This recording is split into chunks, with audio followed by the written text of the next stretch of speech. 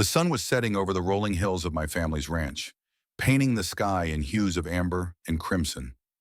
It was a sight that had comforted me since childhood, a symbol of continuity in a world that often felt chaotic. But lately, even this serene landscape had been overshadowed by the storm brewing in the community. It all started when a new development, a cluster of upscale homes, sprang up adjacent to my land. The residents, mostly city transplants, brought with them an air of entitlement that clashed with the simplicity of rural life. To make matters worse, they'd formed a homeowner association led by Karen, a woman whose reputation for meddling preceded her. Karen's mission was clear: to impose the association's rules far beyond its jurisdiction, including my ranch. I first encountered Karen during a community meeting. She had approached me with her signature condescending smile, explaining how the needs of the community required access to a portion of my land for a walking path. "It's for everyone's benefit, Lisa," she had said, her tone suggesting that any resistance would be futile. I politely declined, explaining that my ranch was private property and had been in my family for generations. Karen's smile had tightened, but she said nothing more, at least not to my face. A week later, I discovered the gate. It was a sturdy metal structure, bolted into the ground and spanning the width of a fence line near the border of my property. Beyond it, a newly carved path led directly to the neighboring development. My stomach churned as I realized what had happened. Someone had trespassed onto my land and installed this monstrosity without my permission. Fueled by anger, I marched over to the construction site, where a small crew was finishing their work. One of the workers, a man in his 40s with a smug expression, greeted me as if he'd done me a favor. "This will make things easier for everyone," he said, gesturing toward the gate. "Everyone," I snapped. "You mean the people who have no business being on my land? Take it down, now." The man shrugged. "You'll have to talk to the homeowner association about that." The confrontation escalated when Karen appeared, clipboard in hand and a sickeningly sweet smile plastered on her face. She claimed the gate was a community project, funded and approved by the association. I demanded proof, permits, legal documents, anything. But Karen only deflected, insisting that I was being unreasonable. She accused me of standing in the way of progress. I wasn't having it. "Progress doesn't involve trespassing on someone's property," I said firmly. "This gate is illegal, and I'll make sure it's removed." Karen's eyes narrowed, her polite facade slipping for just a moment. "Do what you need to, Lisa, but don't expect the community to support you." I spent the next few days gathering evidence: photos of the gate, maps of my property lines, and records proving my ownership of the land. I even consulted a lawyer who confirmed that the homeowner association had no legal claim to my property. Armed with this information, I filed a report with the local police. When the officers arrived to investigate, Karen's confidence seemed to waver. She argued vehemently, waving a stack of papers she claimed were permits. But under scrutiny, her so-called documents crumbled. They were nothing more than printed forms with no official signatures or approval. The officers sided with me, declaring the gate an act of trespassing. They ordered its immediate removal and warned Karen and the association against further interference. It was a small victory, but it felt monumental. As the gate was dismantled, I couldn't help but notice Karen watching from a distance. Her expression was unreadable, but I knew this wasn't over. Karen wasn't the type to back down quietly, and the homeowner association's reach seemed far greater than I'd initially imagined. Little did I know this was just the beginning of a much larger battle, one that would test not only my resolve but the very foundation of justice in our community. The morning after the gate was removed, I woke up to a chilling sight.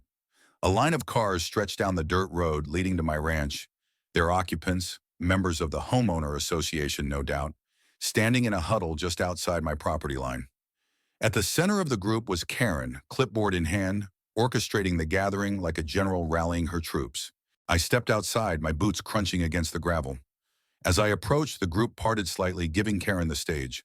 "Good morning, Lisa," she called out with a smile that didn't reach her eyes. "We're here to discuss a resolution." "A resolution?" I repeated, crossing my arms. "The gate's gone, and the police made it clear. There's nothing to discuss." Karen shook her head with feigned pity. "I'm afraid it's not that simple. You see, the association has rights too, and we've filed a formal complaint with the county. We're seeking easement access across your property." "An easement?" My voice rose in disbelief. "On my land?" You've got to be kidding me. The group murmured in agreement with Karen, their expressions a mix of smugness and self-righteousness. I felt a knot tighten in my stomach. This wasn't just about the gate anymore. It was about control. Karen was determined to bend me to her will, no matter the cost. Over the next few days, the tension escalated. I began noticing subtle acts of sabotage around my ranch. My water supply, a vital resource for both my family and the livestock, was mysteriously cut off one afternoon. When I investigated, I found the main valve tampered with, its handle broken clean off. I reported the incident to the police, but they offered little help. Without clear evidence of who did it, the officer explained, we can't take action. Karen, of course, denied any involvement. Why would we do such a thing, she said, her voice dripping with insincerity. We're only trying to create a harmonious community. Harmony was the last thing on her mind. Later that week, I discovered several of my fences had been cut, allowing cattle to wander dangerously close to the road. It took hours to corral them back, and the damage to the fence would take days to repair. Determined not to let Karen and her cronies intimidate me, I reached out to my neighbors. Many of them had also faced undue pressure from the homeowner association, though few were willing to stand up publicly. They'll ruin you if you cross them, one elderly neighbor warned. Karen has friends in high places, but not everyone was cowed. A man named Jake, who owned a nearby auto repair shop, stepped forward. They tried to strong-arm me into selling my lot last year, he said. I'm tired of their bullying. You've got my support, Lisa. With Jake's help, we began to uncover unsettling truths about the homeowner association. It turned out Karen had been leveraging her position to secure lucrative deals with developers, using community funds to line her own pockets. It wasn't just about my ranch. It was a calculated scheme to expand her influence and profit at the expense of anyone who stood in her way. The turning point came during a surprise visit from a county inspector. Karen had filed a complaint accusing me of violating zoning laws by allowing livestock to graze near the edge of my property. The inspector, a gruff man with a no-nonsense demeanor, walked the perimeter of my land, clipboard in hand. Looks fine to me, he said after completing his assessment. No violations here. Karen, who had accompanied him, looked ready to explode. There must be some mistake, she insisted. Her fences are poorly maintained, and her livestock is a hazard. The inspector raised an eyebrow. Ma'am, I've seen worse fences on state-owned land. As for the livestock, they're well within the property line. I suggest you drop this complaint. Karen's face turned a deep shade of red. She opened her mouth to argue but thought better of it. The inspector's verdict was a small but significant victory, one that bolstered my resolve to keep fighting. As the days wore on, it became clear that Karen wasn't giving up. Rumors began circulating about a meeting she was organizing, one that would determine the association's next steps. I knew I couldn't let her manipulate the situation further. With Jake's help, I planned to attend the meeting and expose Karen's schemes once and for all. Little did I know, the confrontation awaiting me would be far more explosive than anything I'd anticipated. The homeowner association meeting was set for Friday evening, held in the newly built community center just outside the development. Word of the gathering spread quickly, and by the time I arrived with Jake, the parking lot was packed. Trucks, SUVs, and even a few luxury sedans crowded the gravel lot, their owners filing into the building with a mixture of curiosity and determination. Karen had promised a resolution to the ongoing conflicts, an ominous phrase that left me bracing for the worst. Inside, the room was a sea of folding chairs and murmured conversations. Karen stood at the front, flanked by a few of her closest allies. Her clipboard was nowhere in sight. Instead, she held a microphone, her expression smug and self-assured. When she spotted me, her smile widened, and she leaned toward one of her cohorts, whispering something that made them chuckle. "Here we go," Jake muttered under his breath as we took our seats near the back. Karen called the meeting to order, her voice ringing out over the chatter. "Thank you all for coming. As you know, this community thrives on collaboration and shared goals. Unfortunately, there have been some obstacles to our progress." Her eyes flicked to me, a calculated pause emphasizing her words. The meeting unfolded as expected, a carefully orchestrated attack on my character and my property.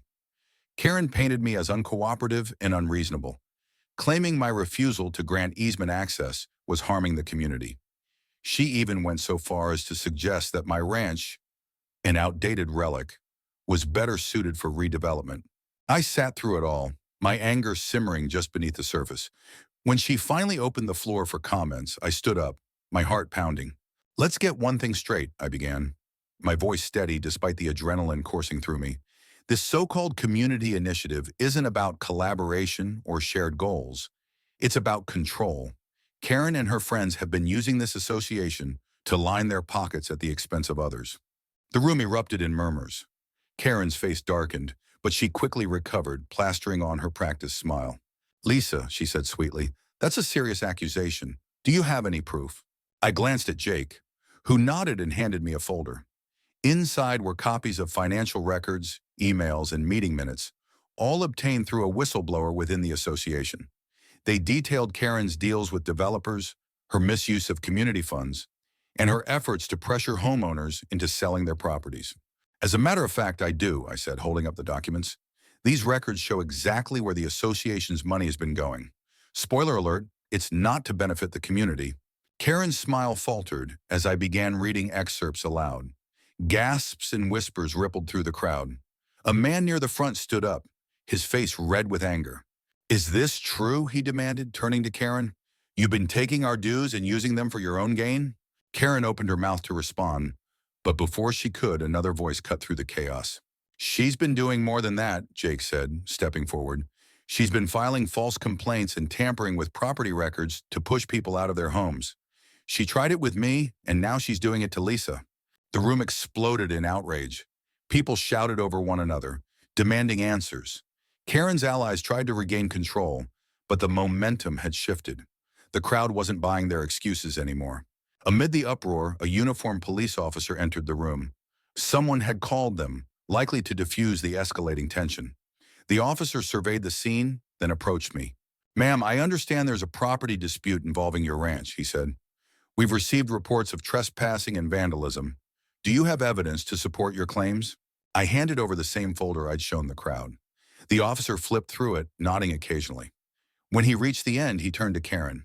Ms. Karen, he said, his tone firm, I'll need to speak with you and your associates about these allegations. For now, I recommend this meeting be adjourned. Karen's face was a mask of barely concealed fury, but she had no choice but to comply. The meeting broke up in a flurry of whispered conversations and accusatory glares.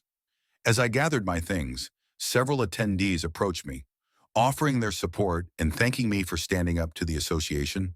Outside, the night air was cool and refreshing, a stark contrast to the heated atmosphere inside. Jake clapped me on the shoulder. You did good in there, he said, but don't think this is over. Karen's not the type to go down without a fight. I nodded, aware that the battle was far from won, but for the first time in weeks, I felt a glimmer of hope. The tide was turning, and Karen's grip on the community was slipping.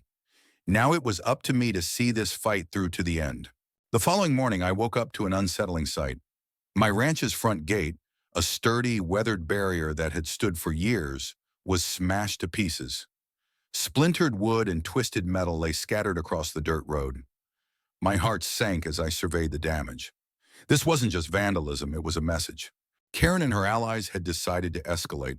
I immediately called the police, reporting the destruction. An officer arrived within an hour, taking photos and jotting down notes. But when I mentioned my suspicion that the homeowner association was behind it, he frowned. It's hard to prove without witnesses or footage, he said. Do you have security cameras? I didn't. Living on a quiet ranch, I'd never felt the need. But now that sense of security had been shattered. As the officer left, I resolved to install cameras immediately. Karen might think she could intimidate me, but I wasn't going to back down. The sabotage didn't stop there. Over the next few days, I found my water tank drained, tire tracks cutting across my fields, and trash dumped near the edge of my property. Each incident was a blow, not just to my property, but to my resolve. Yet every time I considered giving in, I reminded myself what was at stake. This ranch wasn't just land, it was my family's legacy. Jake, ever the supportive neighbor, helped me investigate. Together, we reviewed the financial documents and emails I'd obtained, looking for any connections that could tie Karen and her cronies to these acts. What we uncovered was shocking. Karen wasn't just targeting me. She was orchestrating a campaign to drive out multiple property owners in the area. By creating conflicts and pressuring them to sell, She was clearing the way for a lucrative deal with a major developer. The developer, in turn, planned to turn the land into a sprawling luxury resort, complete with golf courses and private villas. My ranch was the final piece of the puzzle. This explains why she's so relentless, Jake said, shaking his head. She stands to make a fortune if she pulls this off. I nodded, anger bubbling beneath my determination. We need to expose this. If people knew what she was really up to, they'd turn on her in an instant. That evening, I held a meeting at my ranch. Word had spread about the vandalism and Karen's schemes, and several neighbors were eager to hear the truth. Among them were property owners who had also faced pressure from the homeowner association, their faces lined with frustration and fear. She's been harassing me for months, one man said, his voice shaking with anger. Filing bogus complaints, sending me letters about zoning violations. I almost sold my place just to get her off my back. Another woman nodded. Same here. She's been trying to buy my land for half its value, saying it's for the community. Now I see it was all a lie. I shared the evidence Jake and I had gathered, showing them the emails and financial records. The room buzzed with outrage as the pieces fell into place. Karen wasn't just a nuisance. She was a predator. We need to take this to the authorities, Jake said, addressing the group. Not just the local police, but the county and state. This goes way beyond a property dispute. The neighbors agreed, and we began organizing our next steps. Letters were drafted, evidence compiled, and plans made to contact media outlets. Karen had tried to intimidate us into silence, but now her actions had united the community against her. As the meeting ended, I felt a renewed sense of hope. For the first time, I wasn't standing alone. My neighbors were with me, and together we were ready to fight back. But Karen wasn't done yet. The next morning, I woke to find a letter nailed to the remnants of my front gate. The paper was crisp, the handwriting neat and precise. It was a formal notice from the homeowner association, threatening legal action if I continued to defame Karen and obstruct community progress. I laughed bitterly as I read it. Karen was desperate, grasping at straws to maintain control. What she didn't realize was that her threats only strengthened my resolve. She might have money and influence, but I had the truth on my side, and I was prepared to use it. The morning of the hearing felt like the calm before a storm. The courthouse was a modest building in the center of the county, but its unassuming exterior belied the importance of what was about to unfold. My neighbors and I arrived in a convoy armed with evidence, determination, and the undeniable truth about Karen and her corrupt schemes. Inside, the courtroom buzzed with energy.